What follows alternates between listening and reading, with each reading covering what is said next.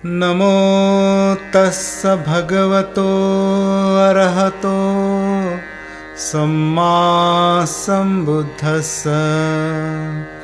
विश्व को शांति, करुणा और मैत्री का संदेश देने वाले महाकारुणिक भगवान बुद्ध एवं भारत देश में दोबारा फिर से भगवान बुद्ध के इस सत्धम्म को वापस लेकर के आने वाले परम पूज्य बोधिसत्व डॉक्टर बाबा साहब अम्बेडकर, इनको मेरा कोटि कोटि नमन है। आप सभी साथियों को नमो बुद्धाय जय। आज हम धम्म पद में भगवान बुद्ध के जीवन से जुड़े घटनाओं के बारे में जानेंगे। क्या होता है, अक्सर लोगों के बीच में थोड़ी थोड़ी बातों के लिए विवाद हो जाता है। छोटी छोटी बातों के लिए लोग आपस में झगड़ने लगते हैं, लड़ने लगते हैं और एक दूसरे का ही नुकसान कर देते हैं। इसी प्रकार की जो घटना है एक बार कौसंबी में भी घट गई। भगवान बुद्ध के संघ में बहुत सारे उपासक उपासिकाएं बिना भिक्षु भिक्षुणियां बन उनके धर्म का अनुपालन करने लगे थे। उसी प्रकार से उनके संघ में बहुत सारे भिक्षु की संख्या भी बढ़ गई थी। तो कहीं से कोई संकेत, कहीं से कोई सूचना, कहीं से कोई शिकायत आया करती थी। इसलिए भगवान बुद्ध ने सील और सदाचार के नियमों को बढ़ाते जा रहे थे। इस प्रकार बहुत सारे संघ उस समय इकट्ठा हो गए और एक भगवान बुद्ध के धम्म देशना को ही श्रेष्ठ समझने लग गए। कुछ जो संघ थे वो उनके बताए गए विनय को ही श्रेष्ठ समझने लग गए। इस प्रकार से दो प्रकार के ग्रुप निर्मित हो गया। उन्हीं भिक्षुओं में कुछ का ऐसा मानना था कि भगवान बुद्ध की बताए हुए जो विनय है, जो सील है, वही सर्वश्रेष्ठ है। और कुछ का मानना था कि भगवान बुद्ध की जो शुद्ध है, उपदेश है, वही सर्वश्रेष्ठ है। इस बात को लेकर के दोनों ग्रुप में विवाद हो गया। इसके बारे में जब भगवान बुद्ध को पता चला तो भगवान उन सभी भिक्षुओं को सभा में इकट्ठा करते हैं, बैठाते कहते हैं कि वे भिक्षु, इन सब चीजों के लिए आपस में विवाद मत करो। छोटी छोटी बातों के लिए लड़ना या झगड़ना किसी भी समस्या का निदान नहीं होता। मेरे बताए गए विनय भी श्रेष्ठ है और उतने ही मेरे बताए गए धम्म उपदेश भी श्रेष्ठ है, जो विनय का पालन करने के लिए, सील का पालन करने के लिए मार्गदर्शन कर। इसलिए किसी भी एक चीज को श्रेष्ठ मान लेना ये सही बात नहीं होती है, ऐसा भगवान बताते हैं। लेकिन फिर भी उन लोगों का जो आपसी मन मुटाव था वो शांत नहीं होता था। फिर भी कहीं कभी भी किसी बात की आपस में झगड़ ही लेते थे। जब भगवान बुद्ध की इस बात का पता चला कि ये लोग बातों को नहीं सुन रहे हैं, नहीं जान रहे हैं, तो भगवान बुद्ध ने उनका त्याग कर दिया और वहां से वो पालिलेयक नामक एक उद्यान था, जो वन था, वहां चले गए, जहां रक्षित गुफा में एक पालिलेयक नामक एक जो हाथी था वो वहां निवास करता था। उसने भगवान बुद्ध को आते देखा तो उनका आदर किया, उन्हें सम्मान दिया, उन्हें 3 बार पंचांग प्रणाम किया, उनके भोजन की व्यवस्था की। अपने सुन से ही जो भी भोजन फल वगैरह तोड़ करके लाता था भगवान को ला करके देता था, पानी की व्यवस्था करता था।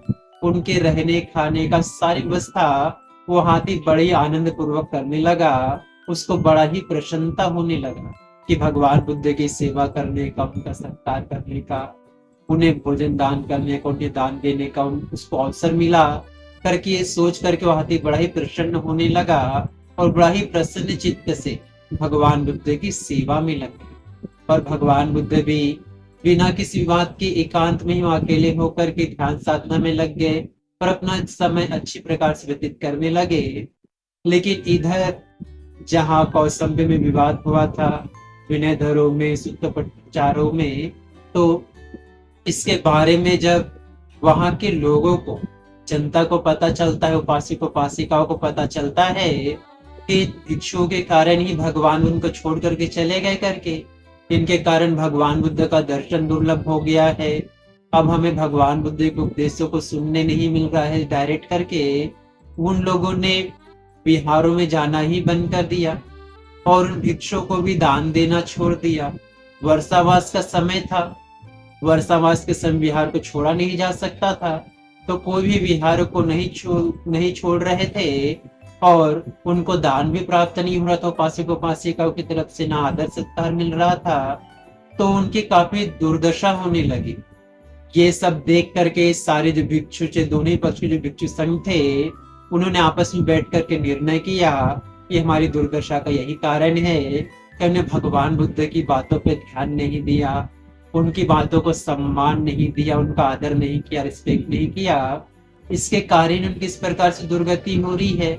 तो सारे बैठ करके आपसी विवादों को निपटाते कहते हैं कि हम सभी अपने झगड़ों को शांत करते हैं और भगवान बुद्ध से क्षमा याचना करने जाते हैं। उनको पता चलता है कि भगवान बुद्ध पालीलेक नामक उद्यान में है। तो सारे जो भिक्षु संघ है वहां जाते हैं, उन्हें 3 बार पंचांग प्रणाम करते हैं, नमन करते हैं और अपनी गलतियों के लिए क्षमा याचना करते हैं कि भगवान हमें क्षमा कर दीजिए, हम छोटे छोटे विवादों में आपस में झगड़ने लग गए थे, विवाद करने लग गए थे, भगवान हमें क्षमा कर दीजिए करके निवेदन करने लगते हैं।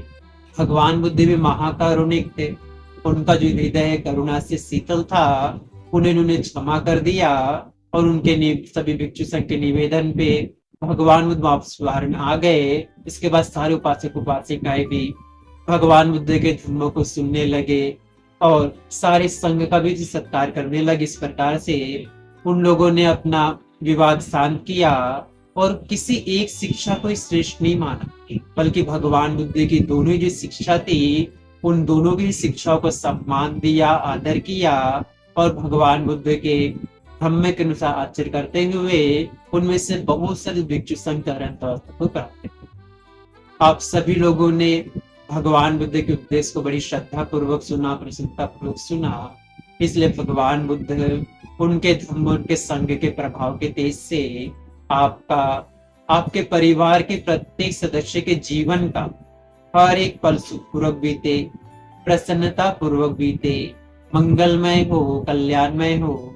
आप सभी सुखी रहे, स्वस्थ रहे, खुश रहे। आप सभी को सुख, शांति और सुकून प्राप्त हो। भवतु सर्व मंगलं रक्षन्तु सर्व देवता सब बुद्धानुभावेन सदा शुद्धि भवन्तु ते। भवतु सर्व मंगलं रक्षन्तु सर्व देवता सब धम्मानुभावेन सदा शुद्धि भवन्तु ते। भवतु सर्व मंगलं रक्षन्तु सर्व देवता सब संघानुभावेन सदा शुद्धि भवन्तु ते। साधु साधु साधु।